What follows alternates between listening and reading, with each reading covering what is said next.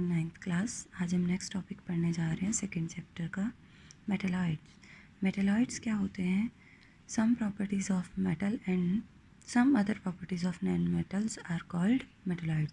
Those elements in which some properties are metal and some properties of non-metal are called metalloids. जिसमें कुछ property metal की होती है, कुछ प्रॉपर्टी नॉन मेटल की। For example boron, silicon, germanium, ये क्या है? मेटलॉइड्स है। नेक्स्ट है mixture.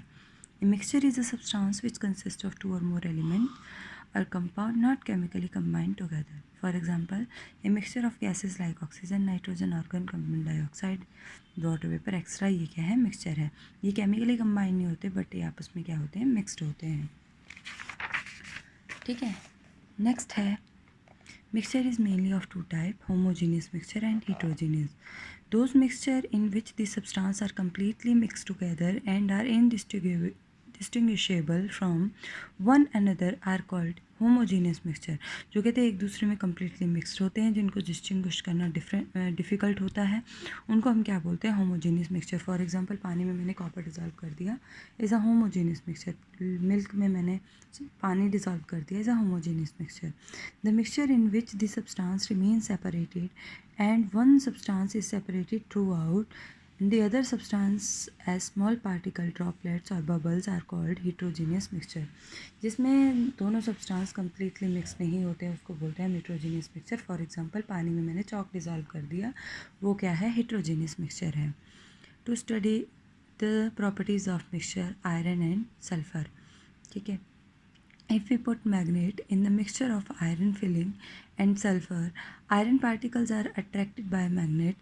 They stick to the magnet and get separated from sulfur. Sulfur is not attracted by a magnet, so it is left behind. Thus, the mixture of iron filling and sulfur has been separated into two its constituents, iron and sulfur, by the physical method of using magnet.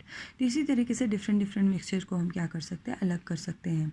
If dilute sulfuric acid is added to the mixture of iron filling and sulfur, the iron part react with the sulfur acid and hydrogen gas is produced.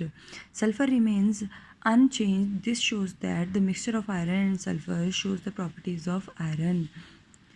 Now the mixture of iron and sulfur is treated with carbon disulfide. The sulfur part dissolved in leaving the iron unchanged. This means that the mixture of iron filling and sulfur also shows the properties of sulfur. तो इस तरीके से दो तरीके से हम कहते हैं सल्फर और आयरन को क्या कर सकते हैं?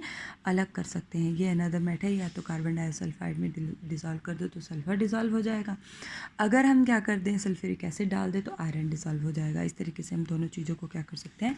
अलग कर सकते हैं.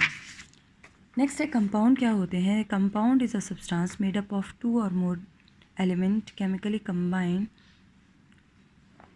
इन a fixed proportion by mass. तो कंपाउंड क्या होते हैं? Substance made up of two or more element जिसमें एलिमेंट केमिकली कंबाइंड हो जाते हैं, जैसे H2O हो गया, NaCl होगा, अमोनियम क्लोराइड हो गया, कैल्शियम कार्बोनेट हो गया.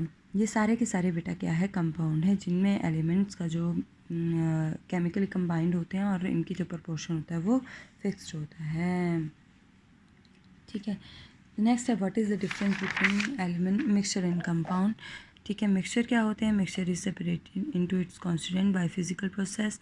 दे can not be separated by physical process. Mixture show the properties of its constituent. The properties of compound are entirely different from its. Next है energy is usually neither given nor absorb. Energy is usually out or absorbed during the preparation. The composition of mixture are variable. The composition of compound are fixed.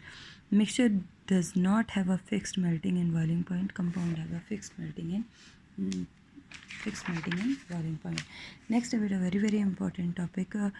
What the case of alloy? Alloy क्या होता है? The homogeneous mixture of metal and cannot be separated into their component by physical method.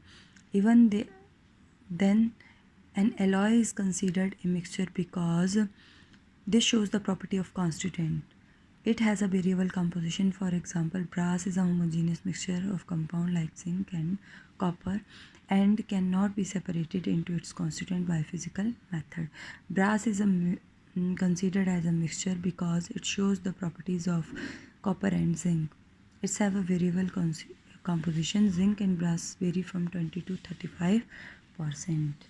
तो next topic हम बाद में पढ़ेंगे। ये देखो नीचे एक्सरसाइज भी सॉल्व की हुई है। इस एक्सरसाइज को आप खुद सॉल्व करेंगे, चैप्टर मैंने आपको पढ़ा दिया।